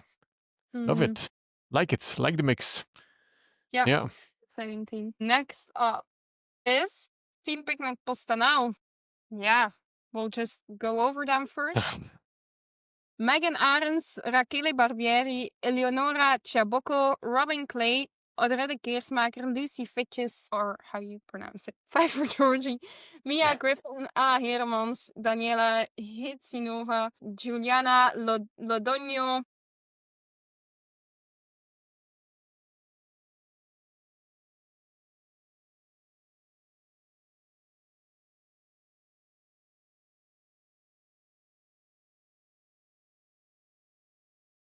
Yeah. Like, yeah. Yeah. And then, okay, they made an okay, interesting roster, I Mhm. think. But what I'm truly interested is why is this World Tour license just one season? What's happening behind the Yeah. scenes? What's happening? Why are so many people leaving? And then why do you only have 1 year license? Are you the next man up to fold at the end of the season like another one? Yeah. Not But there's sure. something going on because I think otherwise Mm, Charlotte Cole is not going to leave mid season. that was weird. Weird. Yeah, weird transfer. Yeah, and like Koch, who has been there for years, is also leaving. Hmm. So it's weird. And they have some quite interesting young names, but it's quite a young roster. They have some super young riders, and also there's like no rider above 30. Like their oldest is 28 with Barbieri, which like okay, she's experienced, but like then you have a Megan Adams who's 18, Chaboko 21, Robin Clay 22, and Ella Hermans 19 years old, Lodogno 20 years old, Roldan 21 years old, Elise A 22, and there are also some riders who are not very long in cycling. Oh, I almost forgot Hezinova is 18 years old, so it's quite not quite, it's a very young roster. Hmm. Um and I don't know, apart from maybe a Barbieri and some sprints, Chabocco on a climb for a top 10 maybe, or a Pfeiffer Georgie in the classics, who has to do it for them? I don't really see it. Yeah, Josie Nelson stepping up. Mia Yeah, Griffin maybe getting more chances. yeah. Mara Roldan is also quite good, but like I have the feeling they are good, they are ready to step up, but maybe the step up is not the step up they need to really be. Hmm. Yeah, like you said, Barbieri is the oldest one, and Barbieri is Barbieri by now. She's 28. We know what she's capable Yeah. of. Like she's not gonna challenge Wiebes and Balsamo No. next season. She's not. So you know what you have with the Mhm. with her in the team. I mean, a very good lead out, very good B minus sprinter maybe. Let's put it that way. So yeah, yeah, a group. It's a bunch of riders. When you see that, it's like all the incoming and outgoing riders, young ones, riders staying. It's a bunch of riders. It's Yeah. not a team yet, in my opinion. I need to see it first. Like how does it gel? How does it click on team camps, preseason camps, first Yeah. races? That will be very important for the Team Picnic Postanel Mhm. team, I think, Yeah, for what you them. said, it's a bunch of riders. It just feel like a group. Okay, like I'm curious about their selections, but if it feels like okay, we just like pick some random riders from the peloton. Here you go, enjoy, make a good race out of Yeah, it. yeah, and of course we have no idea about the No, internal no, no, no, kitchen no. of the team and how the first team camp went. But I think it's really important for them to have really good team camps before and a really good start of the Mhm, season and to let it click. Because to us as outsiders, complete outsiders, once again we have no idea what goes on inside of the team, of course. But from the outside, it looks like a bunch of names thrown together, mhm, put it in the washing machine, and then yeah, we'll see what comes out. mhm. So Yeah, so we'll see. Hmm. yeah. Now over to your favorite team, Christoph. Here comes ugly words. I guess I will have to do the talking here before it turns in something I don't want. We No, no, have no, no. Valentina Cavallar, very, very good transfer, I think. I Mhm. forgot about her till I saw the transfer and I was, oh yeah, right, this is nice. Elena Cecchini in her last season, Femke Gerritsen, Barbara Guarischi, Steffi Heberlin, Michaela Harvey, Julia Kopecki, Lotte Kopecky, Marta Lach, Femke Markies, Marie Schreiber, Lisa van Bellen, Anna van der Breggen, Blanca Vas, Nienke Vinke, also very good. 2 transfers and both very, very well. And of course, who else than Lorena Wiebes? Yeah. Yeah, what to say about it? 2 strong climbers. I don't think, or at least not in the first 2 years, not the climbers who are gonna compete for Grand Tour victories, but it for sure is, they are for sure strengthening their base on the climbing level, I think. I think with Vollering leaving, that was also necessary. There's still Van der Breggen, but yeah, we would expect she can keep doing this for 5 Mhm. more years. But again, you never know with these Yeah. generation of It's super talent. generally it's an ending story. I mean, you need to look for replacements, whether this season or next or in two I seasons. think It's they an ending tried, story. but after last year, there being so many transfers, there were just not that many like big names Mhm. on the market. So No, again, but smart with Nienke Vink and Valentina Cavallar. I mean, smart. Strange, but smart. Yeah. smart. I think it's smart. Strange, I don't think so. She has No, shit. I mean, strange from SD Works that it's smart, but yeah. No, no, no. No, but it's a team. It's a Um, team. It's a team that's yeah. competitive on every level, especially with Misha Bredewold, for example, who stepped really into the big lights, the big podium last season. I mean, Yeah. they have an ace added to their team. Mm-hmm. Anna van der Breggen has experience. She brings tactics. She brings smartness into the team, into the Mm-hmm. racing. Yeah, you have Blanca Vas, competitive in a lot of races. Of course, Mm-hmm. Lotte Kopecky is Lotte Kopecky. That's I'm gonna let Finally, do. I was waiting, Yeah, but especially Misha Bredel, and I was like, are we forgetting? because honestly, Saar Bredewold is with the B, and she's the first one on my list. So I was just like, and then I started just plucking out random names on the list that I just spotted. But I was just thinking, like, I should not mention Lotte Kopecky because you're gonna do it anyway. So, But but of like course, no, that it's I like I'm biased, but I really believe in Lotto. Just like I think she's on a good track. She's doing it on her own way. I think that's something that's very important for her. And I think if something works, you probably don't need to change it. So she learned that the hard way. Apparently, I listened to her interview, and she was like, "Yeah, I was working with what did she say, the nutritionist or whatever it yeah. was," and she was like, But afterwards, one I was thing you like, just heard in that interview was like there everyone had good intentions, but no one was doing "Yeah, it yeah." my way. And yeah, sometimes or most of the time athletes know themselves best and if that's what they need. Well, yeah, we learned it and now I'm very excited for the classics. Very excited. In general for road cycling, but yeah, classics. So nice. Hope everything goes well for Lotte. No injuries, thank you. No annoying Belgian media because I'm so ready to rant and to be yeah, Should, no.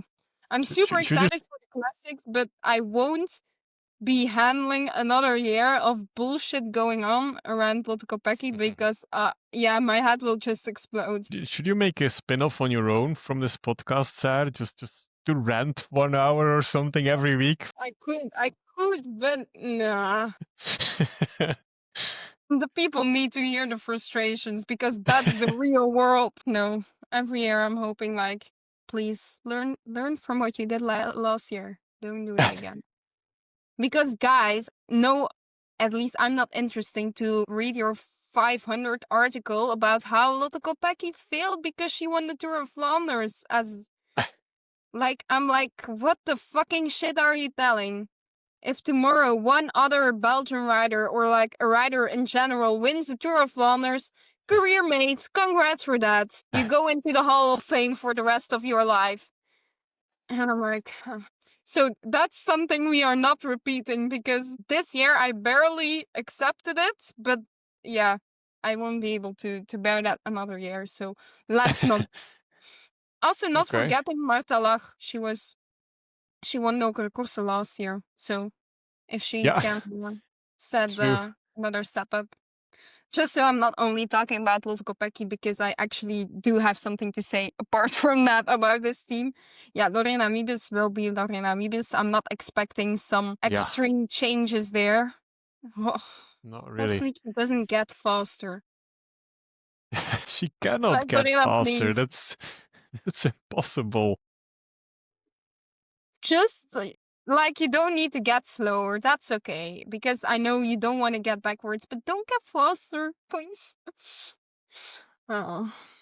And yeah, Cecchini is also just very valuable in that team. She has the experience and she's still strong enough to make all the classics selections. I think Femke Gerritsen as well, super fast, very strong. Steffi Heberman, hope she can put another step because she's good, but it didn't fully came out yet, I feel like, last year. But with another year, yeah, it will definitely help. Same for Michaela Harvey. Kopetsky also exciting to see how she goes and evaluates. Same with Elisa Van Bellen and Marie Schreiber. We knew last year that they were like, same with Harvey and Heberlin, they needed a bit more time to really like. So maybe this year is the year that we see like a Heberlin or a Harvey more on like, yeah, the front rows and a bit further into the races. So still not a lot of new names there, but still some like riders to keep an eye on. Like, how are you gonna perform next year? So yeah, I know it's not your favorite team, but I think it's they have a very good roster, and yeah, it will be exciting to see how they go next year. Mm. But just for the You wanna sake add of this something? podcast, there needs to be a counterbalance to for as they work spam I here. know, but like, I'm picking up the villain role I'm here. not like completely as he works biased, but like, I need to counter your annoyance by as he works, so then things like that happen. We just keep on countering each other. Yeah, true. But so on to Visma Lease a Bike.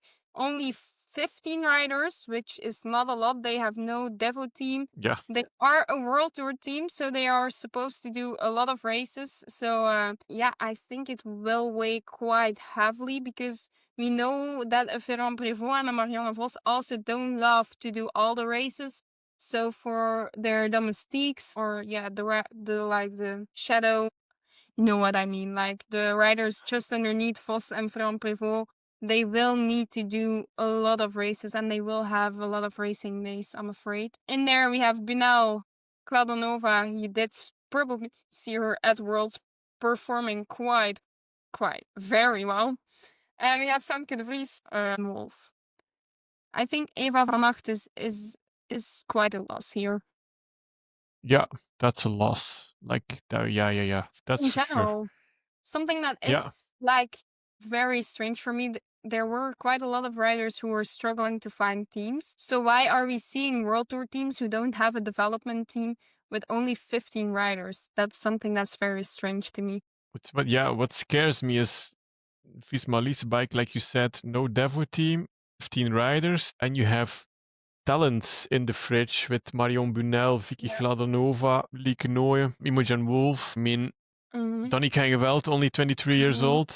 I mean, are you gonna burn them because you Yeah, have and to do I all mean, those World Tour races? Some of them are not ready and for I mean, that. it's not even that unrealistic, but because say you have two injuries or two Hmm. injured riders, which would be normal, not very shocking. You have a Prévost and a Vos on team camp. You only have 11 riders to fill the spots. Yeah. So that's why that's yeah. I mean, durability of Marianne Vos. Okay, she doesn't want to, but if you have to put her in all the world races, she can do that.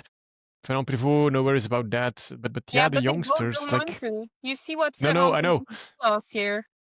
I'm just thinking about durability that you will need with a team that always has some injuries in the team lingering the whole season Yeah. long. And if you only have 15 riders and then you have some young talent, I hope they don't The burn, for difference with the example, biggest World Imogen Tour Wolf. team is 6 riders. So there are other teams who have 6 riders more than them. And that's quite a big difference also just for your base level in your team, because if the two top riders are just doing what they want to do, which is important because otherwise you're not gonna be on your best level, you're just gonna tire out all your domestiques and they are at least as important as your top riders, because if the domestiques aren't there, how are the top riders going to get into the final without being tired as fuck already? So yeah. Yeah. Sarah Van Dam, nice addition, by the way. Should Yeah. not forget her. Yeah, yeah, Uh, yeah. she That's had a a very good good one. 2025. So Mm-hmm. yeah. Yeah. Well, UE Team ADQ, we of course have the amazing Paula Blasi there. Very curious about her program. Yeah, Star of the team, yeah. for sure. Obviously. Oh my god, I'm gonna need to Alsayek. Do you know how to pronounce that one? I would say Al Sayek, Sar, yeah. Well, I can do it better than you. Yeah, I was afraid you were going to find something you could bully me the whole No, there's season. Flodarchik in the end. I'm waiting for that one. I put it after the second time. I just wanted to practice and do. Oh, see, that's why I was afraid. Anyways, I'm Jan de Koek. Buckle, Megan Chestrap, Fabiolis als Longoborghini, Magnaldi, Marturano, Yeah, in talent and in numbers. yeah. Yeah. And they have a demo team, like in the fridge as well, that Where you in can. some teams you were like, how are they gonna fill the rosters for the big Yeah, races? Here you are. How are they gonna fit all those riders into rosters for the big races? they have the opposite problem that Visma Lease bike has. Because that was also quite strange to me.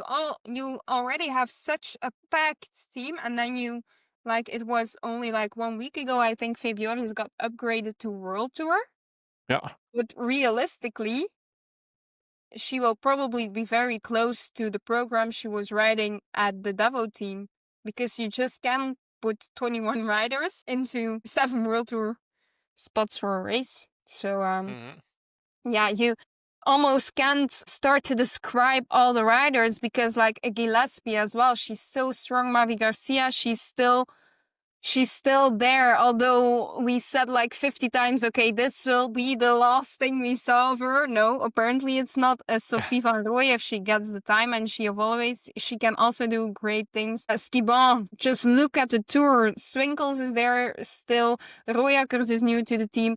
Persico can go up climbs with the best. Longoborghini, even more. We have Megan Chestrap, who's crazy strong as well. Gasparini won races last year. Paola Blasi, of course, one of the riders for the future. So Vlodarczyk, 6th in the tour, if I'm correct, or 5th. yeah, 5th. she had a She, breakout season as well. she Yeah. she got just before Sarah. I forgot. Hey, 5th. just a question, Sar. Just a question. With the move from Paulina Rojakers to UAE ADQ, is Mm-hmm. she personally now burying all her GC Yeah, I ambitions? think so. There's no place for another GC contender, right? Indeed. Yeah. Well, maybe Burgos or something like that, but not the Grand Tours, I think. That's Yeah, a no. done story. But Yeah, maybe she's I at ease with it. Maybe that's the reason why she made the transfer. I mean, we don't Yeah, I know. think she could have perfectly stayed with Phoenix. So I think she just had something. Okay, for me, it's time to go into that domestique role. Yeah. Yeah, there will definitely be enough riders to do her job for. That's for sure. She won't be out of work soon. Yeah. Don't know if you mentioned Brody Chapman, but she's on the Yeah. roster as well.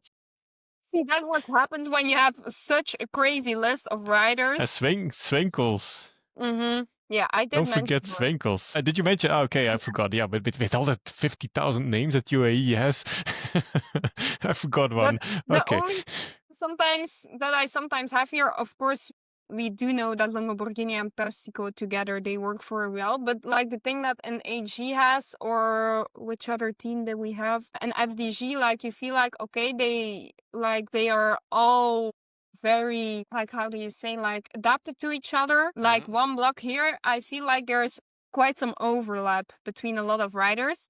So that's only the question how they are gonna play out things and how they are gonna keep everyone happy, because it's not easy to keep all those riders happy because they are all very strong, and yeah, I think half of them is like, I maybe would like a chance in that race, but yeah, Yeah, yeah, yeah. the only Will be question mark I have here actually. yeah, will be easy. Yeah, keep Paula Blasi happy, guys. Yeah, That's all we care about. because I can rant about that as well. So Yeah. be afraid. Me, t- me too. Me too. I joined the bandwagon. Yeah, we can go to our last World Tour teams. World Tour team, X. Again, we have a very nice transfer there, but I'll just like start in the beginning. Eilerud, Asebe, Atosalo, Andersen, Barker, Beekhuis, Etzet, Jelena Erich. That was the rider. I was like, I know you, but who are you in the classics? And then went to look it up, and I was like, Eastland, yeah. Eastland. Okay, I was right the first time. That's on that team. Yeah, very solid block, I would think. Yeah, like the UNOX team as well with the men's team as well. They always ride attractive. Mm-hmm. Yeah. Like women's team and men's team, they both ride attractive. You Yeah. can they always try to make the race, try to do something. I mean, not always like the upper A class talent, but they Yeah. still. I mean, Mm-hmm. solid team. I think. Although I think Confalonieri will be missed Yeah. with her retiring. So her experience, They got her some new glue. Italians to Yeah. Yeah. Okay, but it's not immediately because you train. lose one that you just add another one and that's the same result. Really basic mathematics, that Saar. It doesn't work like that. But maybe three should Maybe be three do. Yeah, for sure. Yeah, it's a nice team. It's Yeah. just hope for Achtosalo that she finds her legs again after also for her not a really Grand Mm-hmm. Cru year 2025. Yeah. I expected her for a breakout, I think, in 2025, but that really didn't happen. Yeah. Me and Yeah, Gash and me both had a X rider. We were like, yeah. oh my god, look.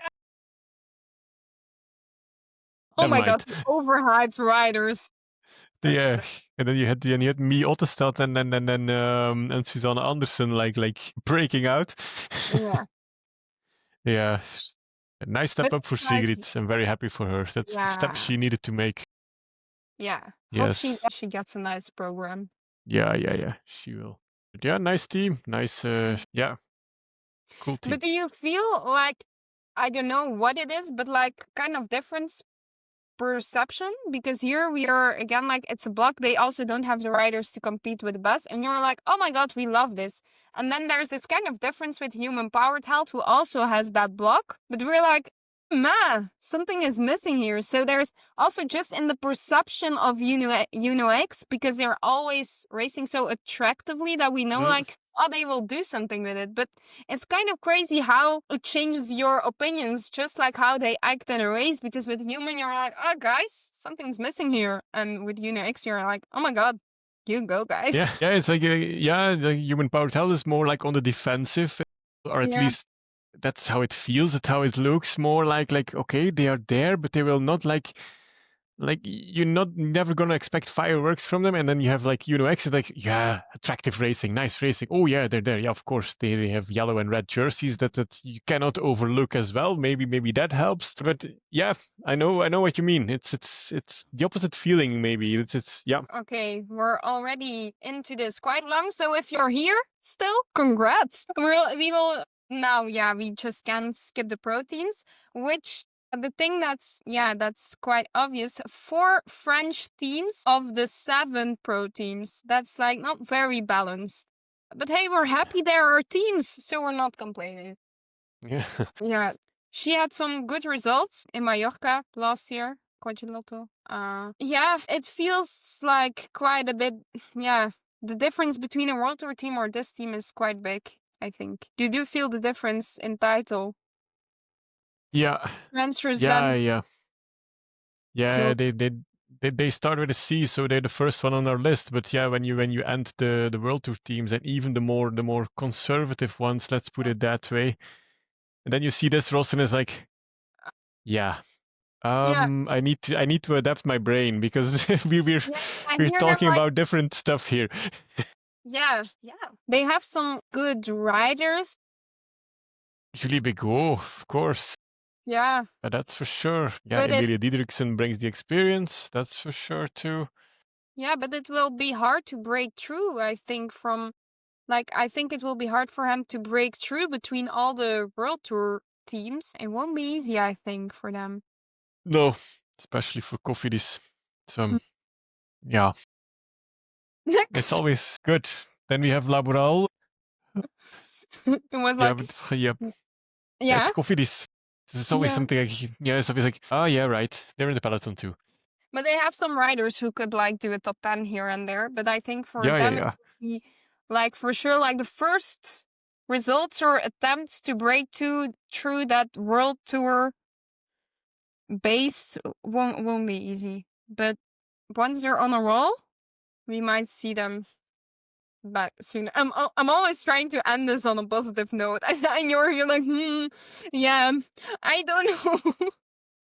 Yeah, it's not the Pro Tour team that I think like, yeah, you're gonna challenge the World Tour teams. Yeah, no, exactly what I was saying, but just in a nicer way. Yeah, well, I spoil the fun, you know that. I'm here to spoil the fun.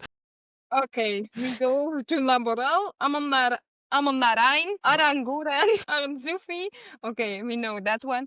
Viriukova, Erazo, Fidanza, Fiorin, Jurgensen, Kuskova, Ostolasa, Patinho, Silvestri, Soto, Tonati, Van 't Geloof. Do I feel like, okay, this feels like Laboral with a few unknown riders added to, like trying to fill in the gap of the writers who left, or is it just me? I have the feeling they talk the talk a couple of years now, Laboral. Yeah. Yeah, we have the big team bus, and then we want to do this and we want to do that. And I think this is the first tiny step towards that direction this season. I Mm-hmm. think. Like Yeah. Aranguren, okay, she's pretty unknown, but she has potential. Tyrrell has potential. She races attractive when she can. Paula Yeah. Patino Like, as well, okay. I think.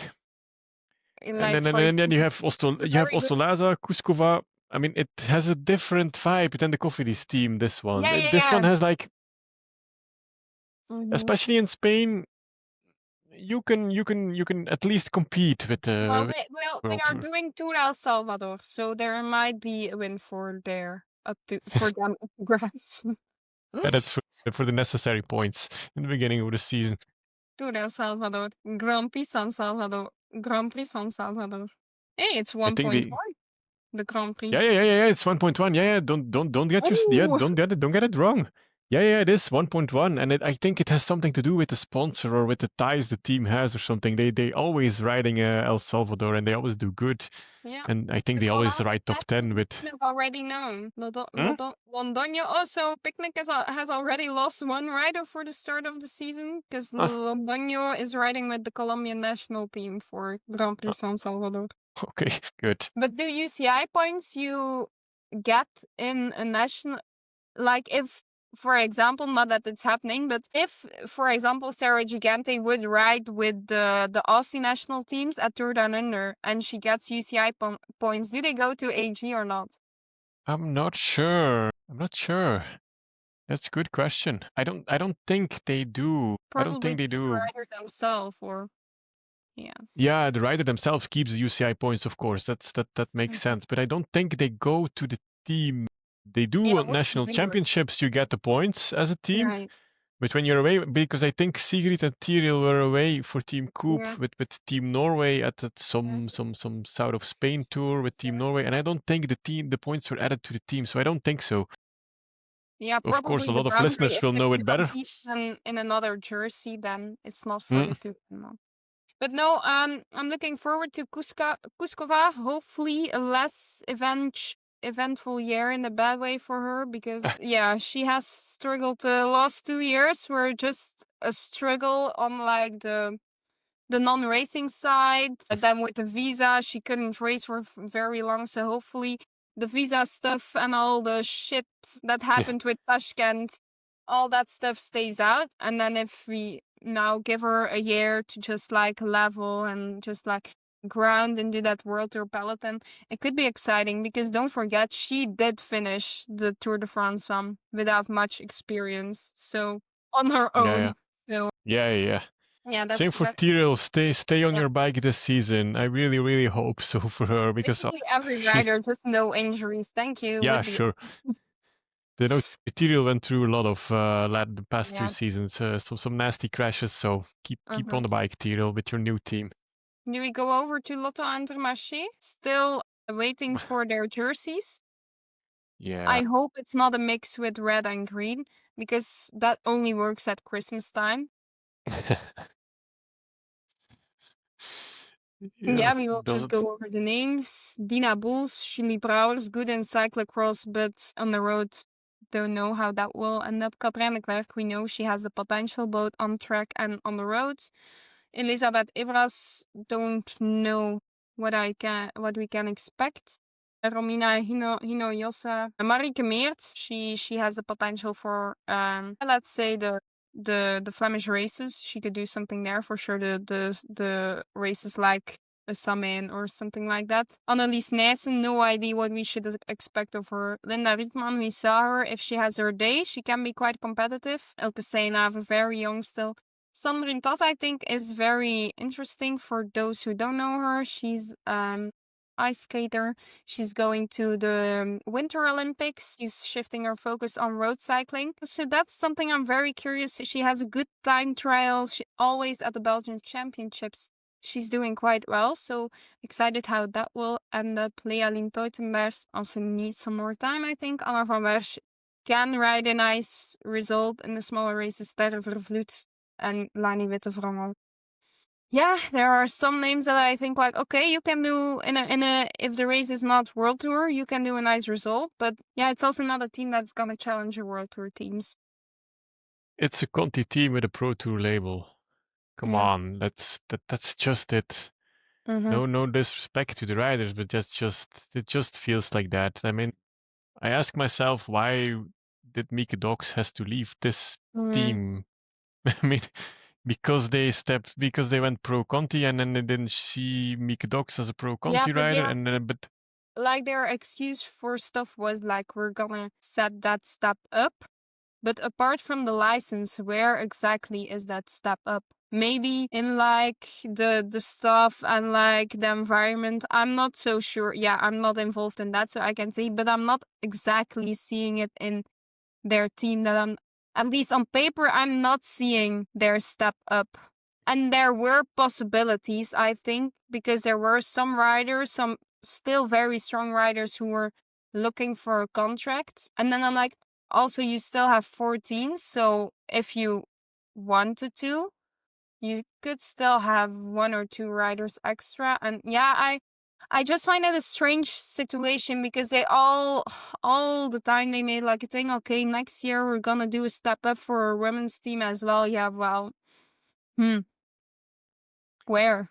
I yeah, don't see it. I mean, Julie Brouwers, Annelies Nijssen, Sandrine Tas. I mean, of course, no disrespect for those riders, but to take the step up to pro tour level team, Yeah, from club. coming from club level, and then we know KTM Pack and then Cycling Team Belco van Eyck, they're strong local clubs, but it's a big step to Yeah, take. So yeah. if you want to sell this as a pro tour team, I don't know.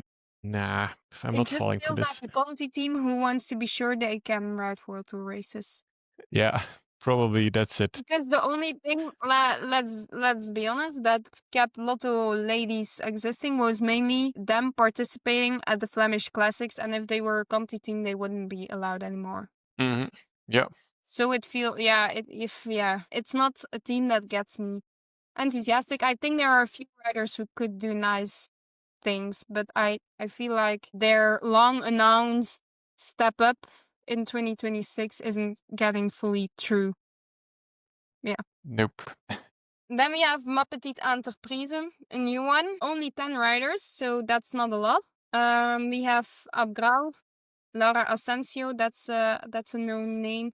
Alison Avoine, Morgane Coston, Clémence Latimier. She got how do you call it? The tour, like for the most combative rider. That was it. Mm. Celia Lemuel, Ocean Mai, Margot Marasco, Ilona Roy, and Leah Stern. Opinions? Maybe if I was French, I would maybe say the same thing as I said about the Belgian team Lotto Intermarché. Like this Yeah. looks like a Conti team with a Pro Tour level license. But so I cannot There are some honestly, sir, I cannot say anything but there are some strong relevant. riders, but strong Yeah, riders in support, I feel like. it's more experienced than the Lotto Intermarché team, I think, with Yeah. Celia Lemuel, Morgan Coston, Alison The Avoine, for question is, example. aren't we, because like there are now like the separate sections with the pro team, maybe we are a bit too critical for the pro teams and we Yeah, expected more from the pro we teams. should have split this episode and kept it at the World Tour. Yeah, maybe. Yeah, because there is now this pro tour category, but is the difference with Conti teams so big?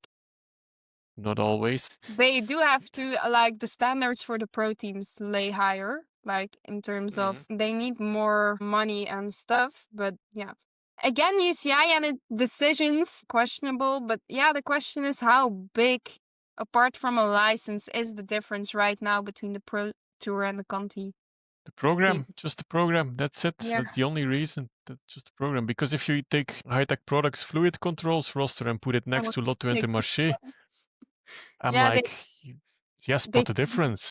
yeah, they should be real. Yeah. Anyways, we will end with very good pro team, but we just follow. If you never heard of Mayen Mondana Mai Pai, you're not the only one. We're talking about WinSpace. They also only have 11 riders, not much. We have Marine Allion, Alice Coutinho, whoa, Janaya Francis, Justine Guégu, Chiara Lilick, Fiona Mangan, Alison Murugal, Carolina Perikitko, Natalie Quinn, Lea Rondel, and Constance Valentin. Yeah, We again? know Pere, we know Perekitko. I Yeah. hope she has a good season. I You don't lost know a, if it's me or this is kind of a downgrade from last year, right? yeah, I feel because you lost Camille Failly, Morgan Le Dunf, Auréla Nerlo, Florence Normand. yeah, You lose a lot of experience points yeah. here. So I feel that's a like I look downgrade. at this team and I'm like, oh, it's just this. Like, where are the other 5 names? Yeah, Yeah, so yeah. again, will be hard. Like that's what like at the men's side you see some pro teams are actually able to compete with the World Tour team, and that's what I'm a bit afraid of with the UCI and their early decisions and their desire to keep copying men's cycling. But why is this already happening? Because you're like just splitting them up because not many of these teams will be able to compete with the World Tour teams. And then you're just creating the thing you had with why you're banning Conti teams from the big races because it's the level, the difference in level is too big, but by splitting them now there is like literally no difference between, as you said, a coupe at the start or this team right now. I don't see what things are going to change. Are there going to be less crashes? I don't think so. No, not convinced. Anyways, next one. The last two teams Yeah, are pro Conti teams. yeah. They have the level. Sun, Same with Cofidis, by the way, because I think if you look at all the other ones, Cofidis and Laboral, they are Pro Tour teams. I mean, let's put it that way. The other ones, So we have Simon Boyard, Clémence Giraud, Clara Emmons, Heidi Franz, Alicia Gonzalez, and India Granger, Alison Jackson, Carolina Comiega, Emily Morier, Solène Muller, Eileen Roussel, and Caroline Rutzen. um, it's clearly a difference with the others. yeah, You feel it.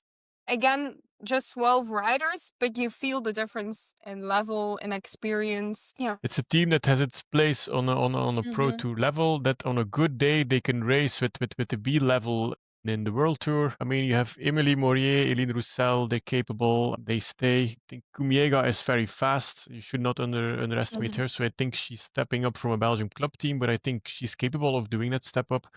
Yeah. Alison Jackson, of course. India Granger is also capable of riding Alison Pro Tour. Jackson, because there have been an interview because we were questioning why is she leaving EF. Apparently, it wasn't really because she wanted to, because there was an interview Like, and she said, like, it's not because someone doesn't believe in you anymore, you should stop. So very like a change of environment. And like, okay, Alison Jackson, is she with the best 10 riders at the classics? Nah, probably not. But she, in some sort of way, she's still able to get into very good situations for her last year. Okay, is the Amstel a race for her? No, but she still got into that break where others were like, oh my god, how did we miss this? She was there. She won Roubaix, don't forget about that. In some ways, yeah, I think she still has some potential to do. Yeah, of course, you don't need to expect that every year she's gonna win a monument, but I think a nice addition to the team. Yeah, just hope she doesn't suck all the energy that the team has, because they have talent, Yeah, they have capable riders, and I just hope the team will not be only about Alison Jackson and and and I don't and, think and the so, TikTok actually. movies. I just hope so. Hmm. And then the last one, in comparison to all the other ones, that's a star team, I would say. Florian Bolks, Maaike Bogaert, Anneke Dijkstra, Malou Eijsen, Eline Jansen, Anneke Kleinenberg, Esmee Peperkamp, Meis Poland, Matt Rijnbeek, Scarlett Soeren, Vera Tieleman, Lonneke Uneken, Amber van der Hulst, Bodien Vollering, Sophie van Berschhorst, and Tirza Wiese. Some names don't ring a bell to me yet. But riders I'm excited for to see is Vera Tieleman, who was with DD Group last year and was doing some nice result, as well as Eline Jansen. We all saw her doing crazy things at the Tour and other races. So also, I think she will be able to get her into some finals and do some Mhm. top tens in the big World Tour races. Yeah, and we have our guest Esmee Peperkamp, of course, joining the team. So yeah, Mm-hmm. I think this is also a pro Conti team Yeah. level as well that can it has its Mm-hmm. place among World Tour teams. That's not Yeah. that's not looking out of place. I Mm. mean, yeah, But here you feel like a block more again, if it makes sense. Like you have Maaike Bogaert, Anneke Dijkstra, they are all Anne Kneenenburg, they are all like good, strong riders. So it yeah. feels They like, kicked out the only Belgians left, so they're a full Dutch team next season. yeah. Yeah, no, nice. I think this team can really like put some balanced selections for the big races out there. So that will be nice to Yeah, see. that's for sure. Oh my god, it's a wrap. Yeah, Finally, in our episode where we couldn't say much, we're 2 hours further. yeah. So sorry again. But hey, you have to do something, right, during the holidays? Apparently so. Sarah's aboard. Give her road racing. Yeah, yeah, yeah. Very, very important. Well, so with this episode, I think we're all very much ready for 2026 and the accompanying road season to start. I think we wish you a very, very nice new year filled with lots of women's cycling, nice women's cycling moments, some exciting races because we all know women's cycling can be very exciting. Um, Amalia, there's not much to add of it. I think just a big thanks for being again here with us in 2025 and listening to all the episodes, following on the socials. And we hope to see you for an even bigger year in terms of reach, guests, and attention to women's cycling in 2026. For sure. Nothing to add there, Sarah. Wish you all the best in 2026 Yeah, to our listeners.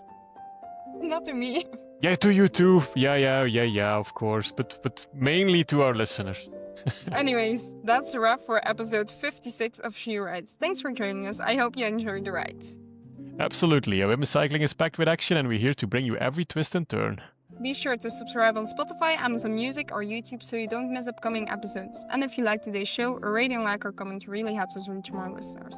And follow us on Blue Sky and Instagram for behind the scenes updates and more. And don't hesitate to share questions or topics you'd like us to cover. Stay tuned for more exciting guests and join our prediction competition. Thanks thanks for listening to She Rides, where cycling takes the lead. Keep watching the fun. I will catch you in the next one. Bye-bye. Bye-bye.